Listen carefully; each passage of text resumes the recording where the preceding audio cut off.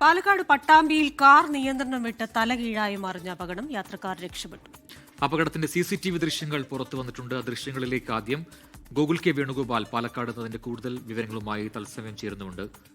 ആ അപകടത്തിന്റെ ദൃശ്യങ്ങളാണ്. തലകീഴായി ആ കാർ മറിയുകയായിരുന്നു വശത്തേക്ക്.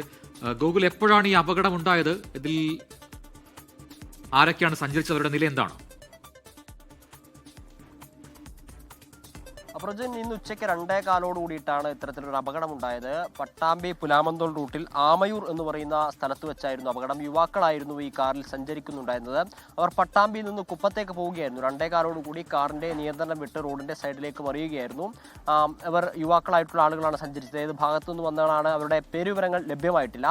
എന്നാൽ നാട്ടുകാരൊക്കെ ചേർന്നുകൊണ്ട് ഈ കാറ് നേരെയാക്കി അവർ ആ കാറിൽ തന്നെ യാത്ര തുടർന്നു എന്നാണ് നമുക്കിപ്പോൾ മനസ്സിലാക്കാൻ സാധിക്കുന്നത്. ശരി, അങ്ങനെയെങ്കിലും വലിയ പരിക്കുകളില്ല എന്നാണ് അതിൽ നിന്നും മനസ്സിലാക്കേണ്ടത്. തലകീഴായി മറിയുന്നതാണ്. അപകടം കണ്ടു കഴിഞ്ഞാൽ നമുക്ക് പേടിയാകും. ഈ രീതിയിൽ വശത്തേക്ക് മറിയുകയായിരുന്നു. എന്തായാലും ആ യുവാക്കൾ ആ കാറിൽ തന്നെ യാത്ര തുടർന്നു എന്നുള്ളതാണ്. ഗോകുൽ കെ വേണുഗോപാലാണ് പാലക്കാട് നിന്നും വിശദാംശങ്ങൾ നൽകിയത്.